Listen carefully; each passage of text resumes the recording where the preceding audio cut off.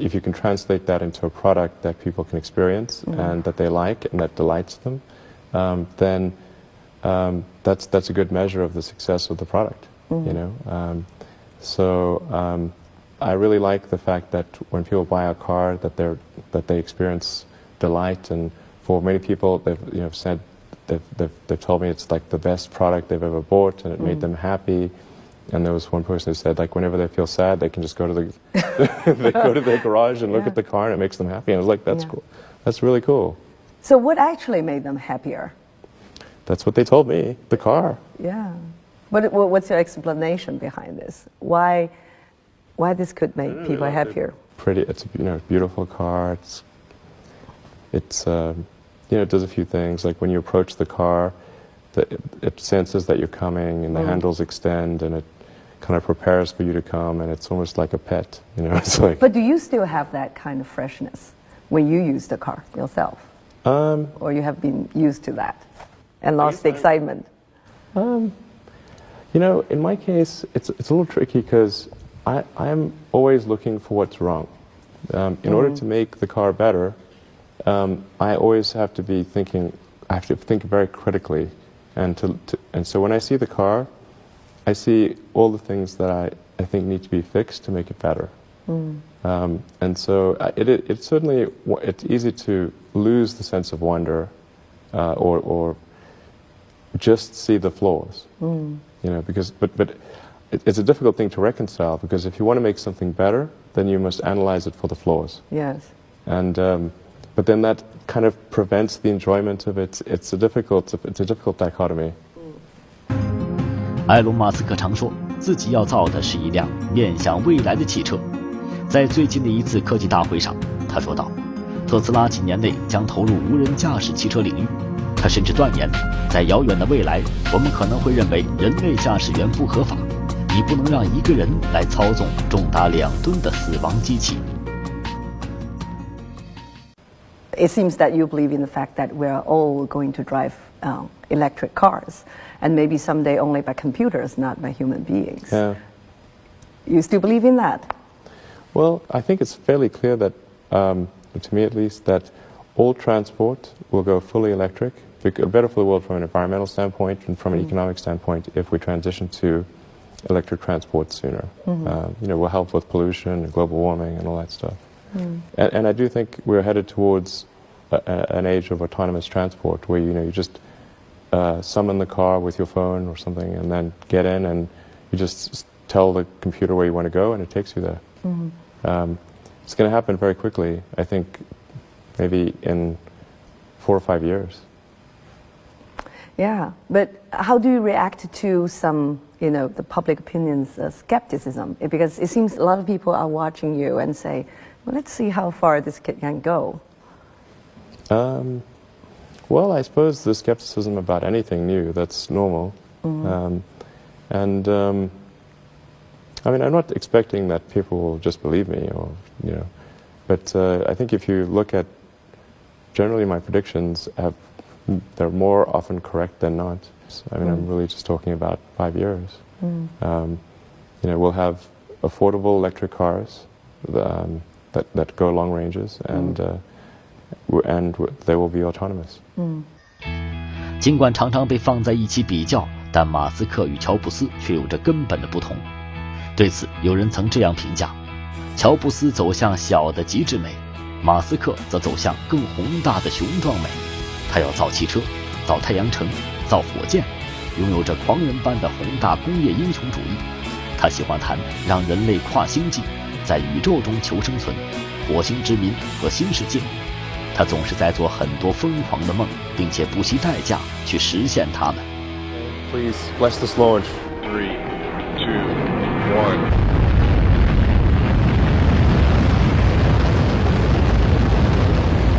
2012年5月31日，马斯克旗下美国太空探索技术公司的龙飞船成功发射，与国际空间站对接后顺利返回地球，开启了太空运载的私人运营时代。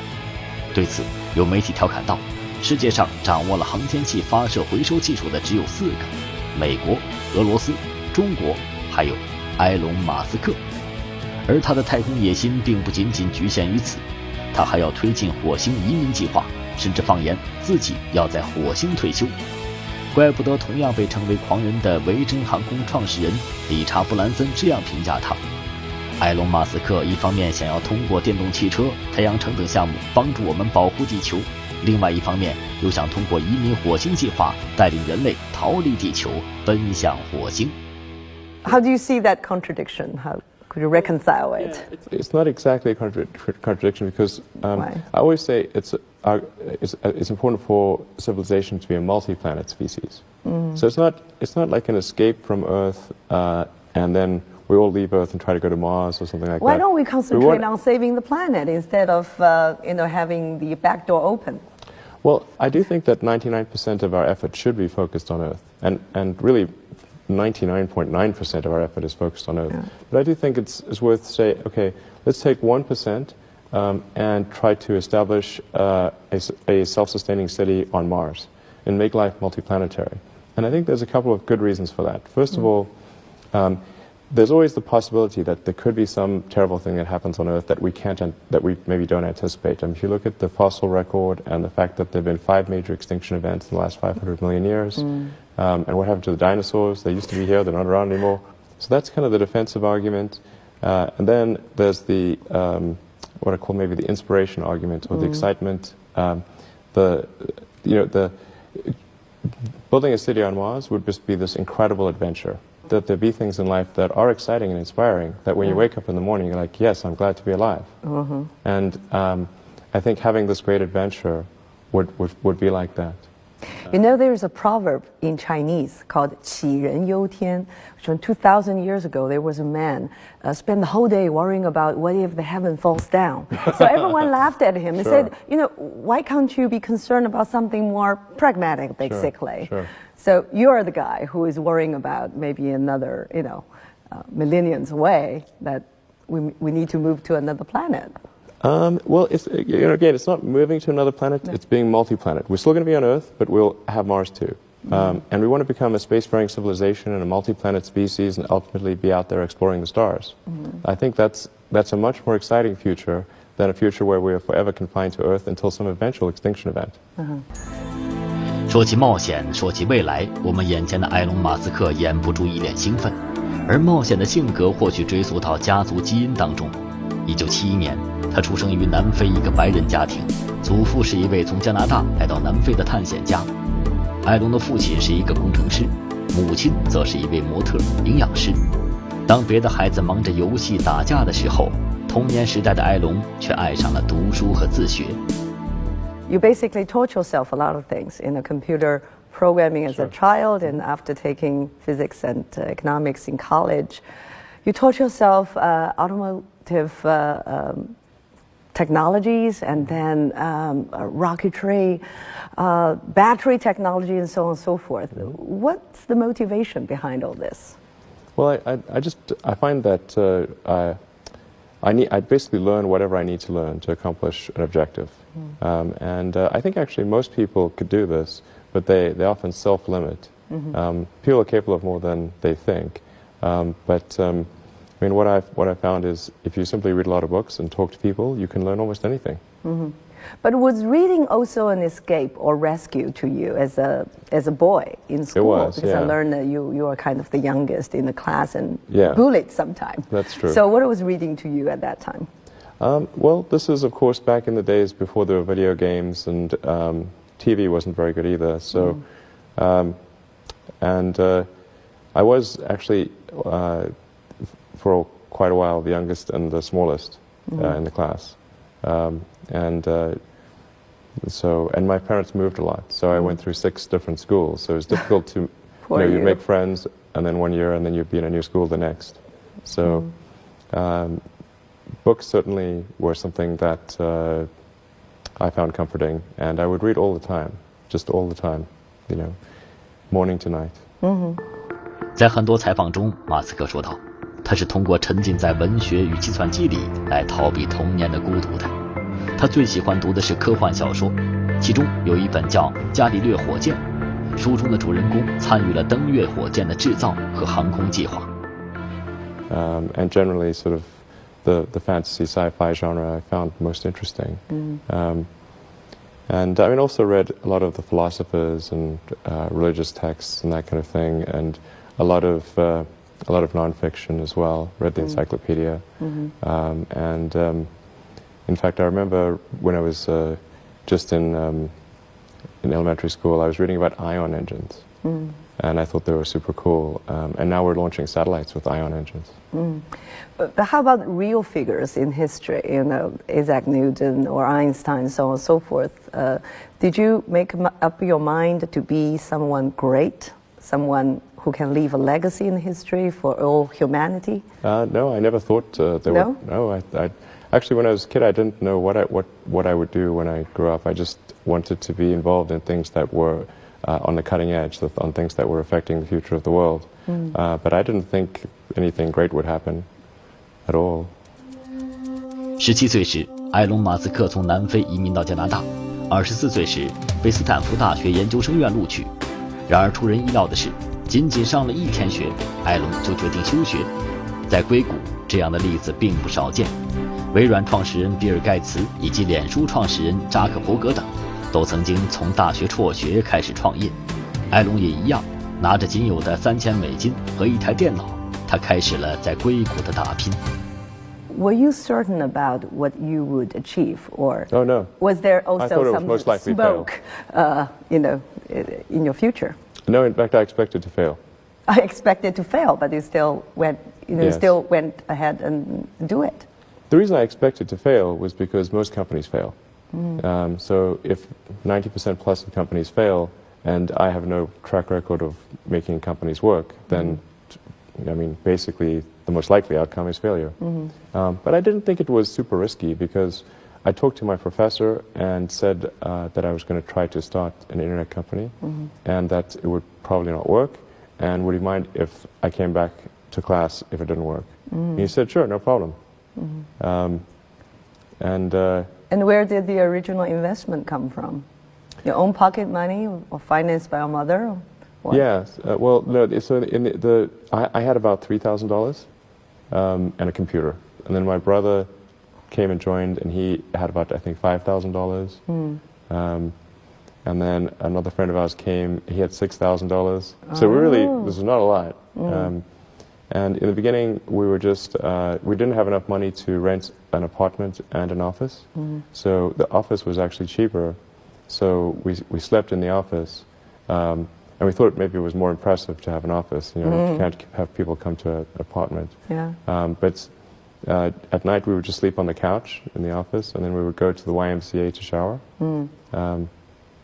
And in the very beginning, we only had one computer, so the website only worked during the day because at night I was programming software. Okay. Well, I mean, your brother and a friend joined you, but you were ready to fail. How did you convince them to join you then? Oh, they thought it would fail too. How did that work out? It worked out pretty well in the end. Yeah. We ended up growing the business, and it ended up getting sold for about $300 million.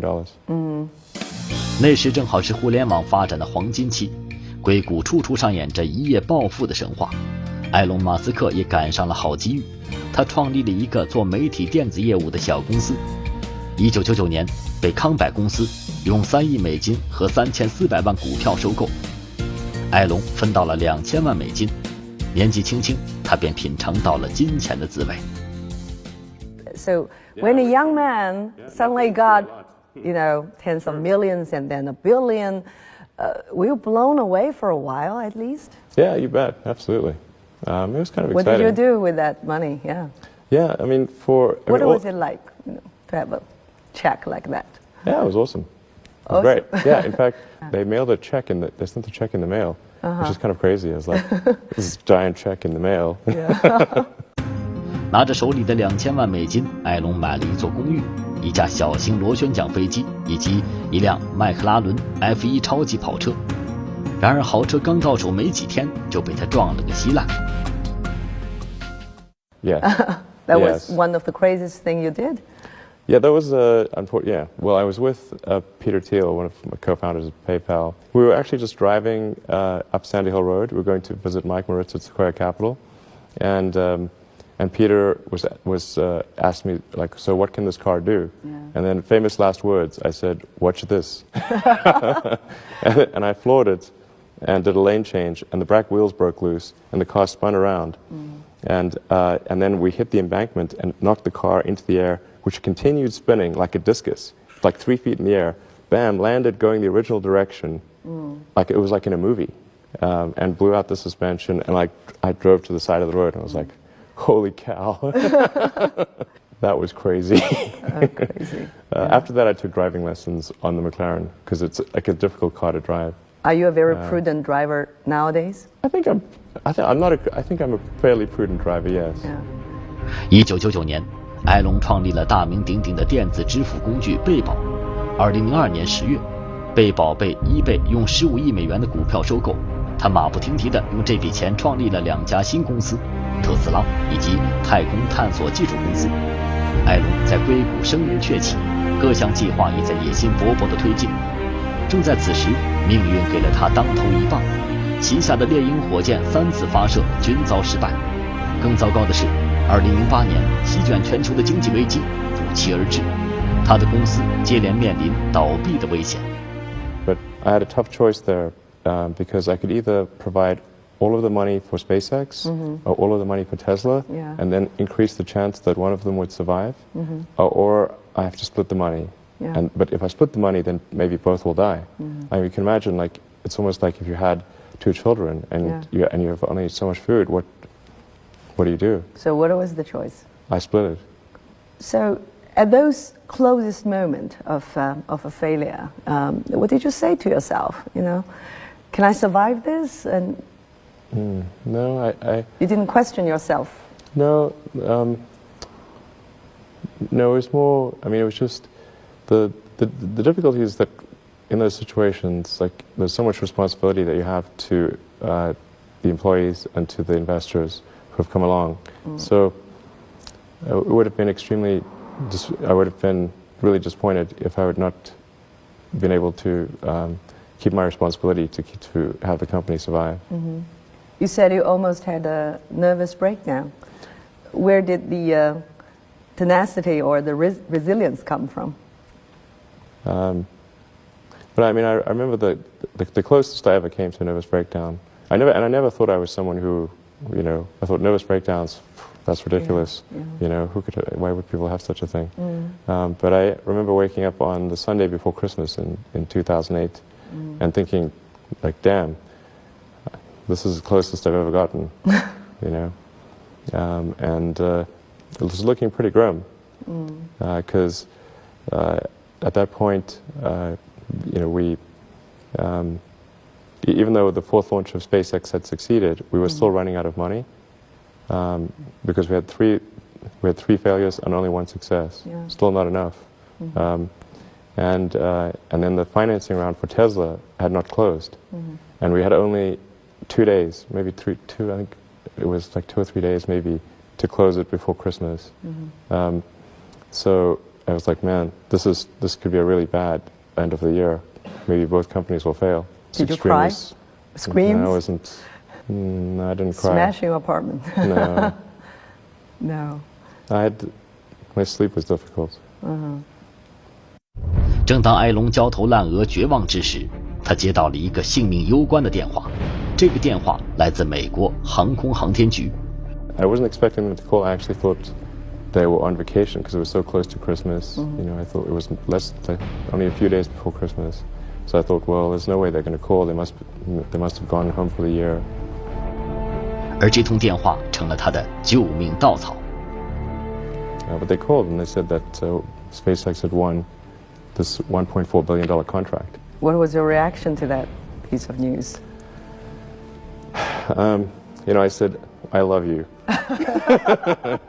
Which I don't think is a normal response for NASA contracting officers. Yeah. You know. So that was good. And then a few days later, we closed the Tesla financing round on the last hour of the last day when it was possible, which was 6 p.m. Christmas Eve, 2008. 埃隆·马斯克的公司死里逃生，他也从中学到了最宝贵的一课：那就是如何面对失败。早在猎鹰火箭接连发射失败时，就有人问他：“你怎么会这么乐观？”他说：“别跟我提什么乐观悲观，我只想要把事情做成。”还有人问他：“你从发射失败中学到了什么？”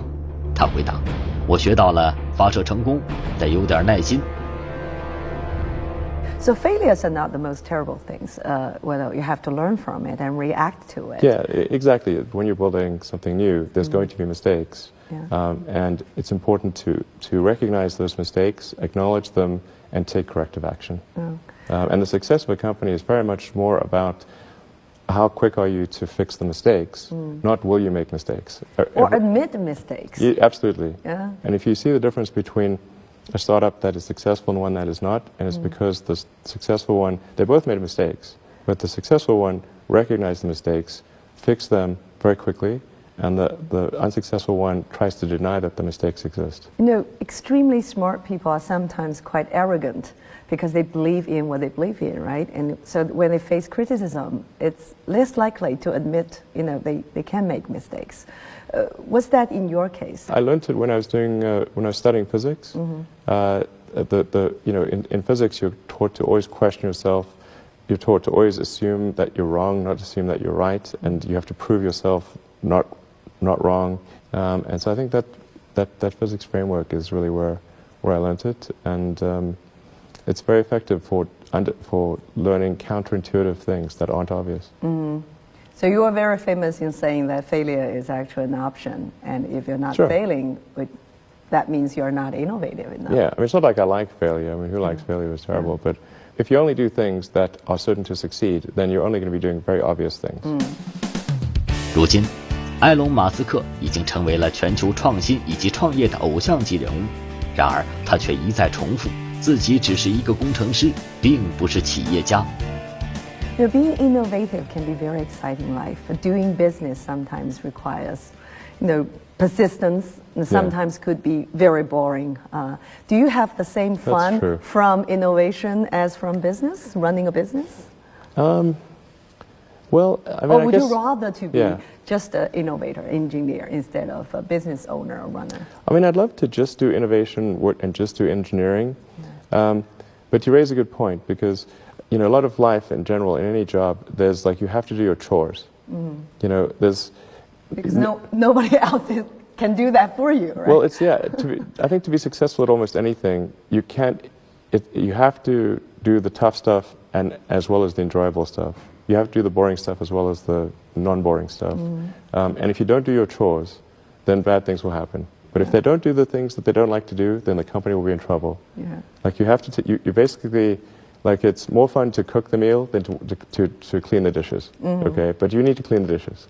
You need to do both. Yes, you need to do both, exactly. So what are some of the ideas that excite you today? Because there are so many brilliant ideas around the world. How could you keep focused on the things you're doing instead of being distracted by so many other good ideas? There's a lot of opportunity in electrification of cars, of aircraft, and of boats. And I think there's a particular opportunity for a supersonic vertical takeoff and landing electric jet. That's something I'd love to do at some point in the future if my time allows. 他是自学成才的天才，也是5个男孩的父亲。他是一个传统教育离经叛道者。他将如何教育自己的孩子，又将如何面对未来的自己？下节请继续收看杨澜专访特斯拉首席执行官埃隆·马斯克。本栏目由一汽大众奥迪品牌独家冠名播出。他是自学成才的天才，也是5个男孩的父亲。他不断挑战人类想象力的边界。Were you certain about what you would achieve? Oh no, I thought it was most likely fail. 31岁成为亿万富翁，10年时间制造出了世界价格最低的运载火箭，开辟私人探索太空时代。这个出生于南非的内向男孩，又如何成为全球最炙手可热的科技领袖？杨澜专访特斯拉 CEO 埃隆·马斯克，北京卫视正在播出，敬请收看。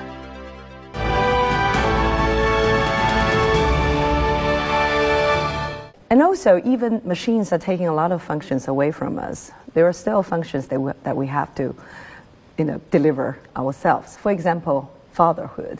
Sure. So how would you educate your 5 boys? Actually, I created a little school. Yeah. What kind of school? Could you describe to us? Sure. It's small. It's only got 14 kids now, and it'll have 20 kids in September. It's called Ad Astra, which means to the stars. That's maybe a bit different from most other schools, is that there aren't any grades. There's no like not grade 1, grade 2, grade 3 type of thing. And making all the children go in the same grade at the same time, like an assembly line. I know. Because some people love English or languages, some people love math, some people love music, and they have different abilities at different times. It makes more sense to cater the education to match their aptitudes and abilities. So I think that's one principle. Another is that it's important to teach problem solving, or teach to the problem, not to the tools. So this would be like, let's say you're trying to teach people about how engines work, or you could start by a more traditional approach would be to say, well, we're going to teach you all about screwdrivers and wrenches, and you're going to have a course on screwdrivers, a course on wrenches, and all these things. And this is a very difficult way to do it. A much better way would be like, here's the engine. Now let's take it apart. How are we going to take it apart? Oh, you need a screwdriver. That's what the screwdriver is for. You need a wrench. That's what the wrench is for. And then a very important thing happens, which is that the relevance of the tools becomes apparent.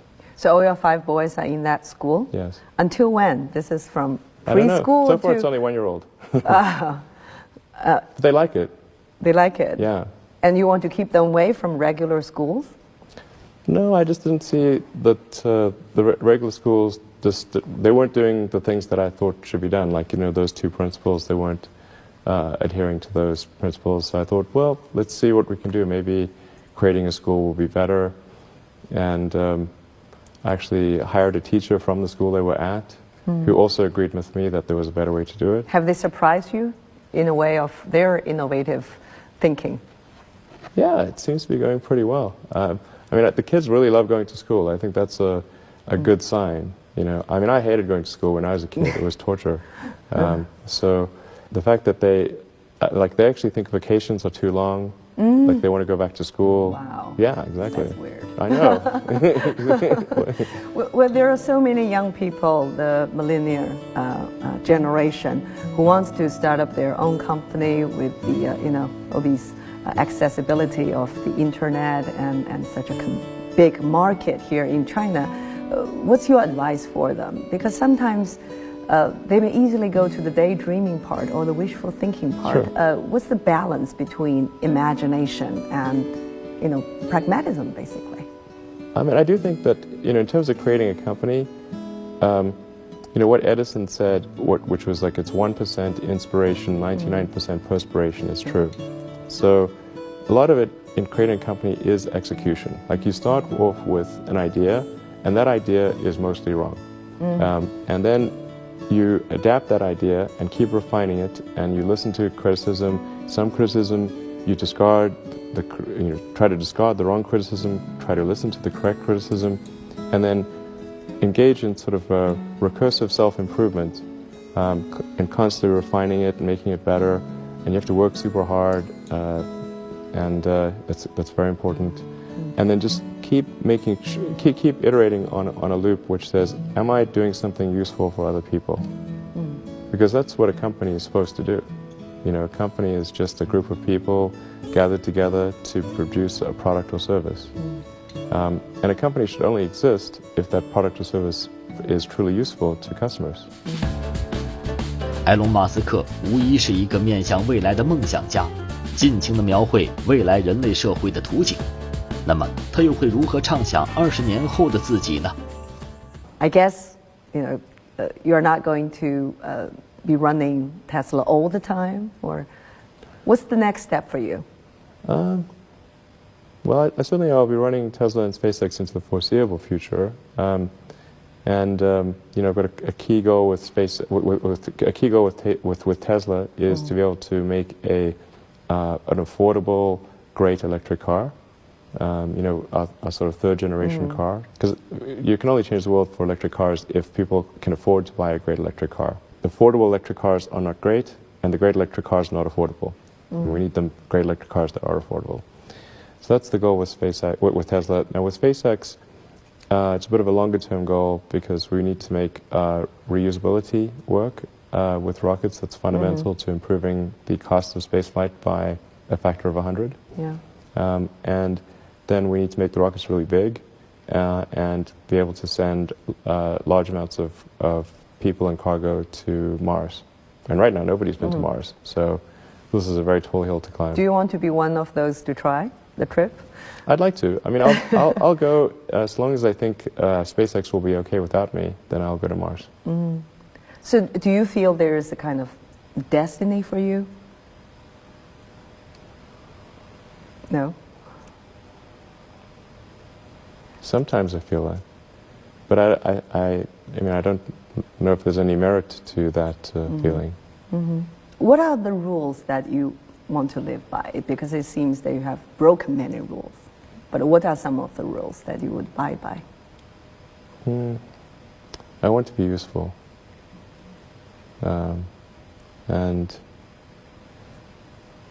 I want to be able to look back and say that my actions had a good effect on the world. Wonderful. Thank you so much, Elon. Thank you for your time. Yeah, thanks Have for a having good me. I stay really here. enjoyed the conversation. Yeah.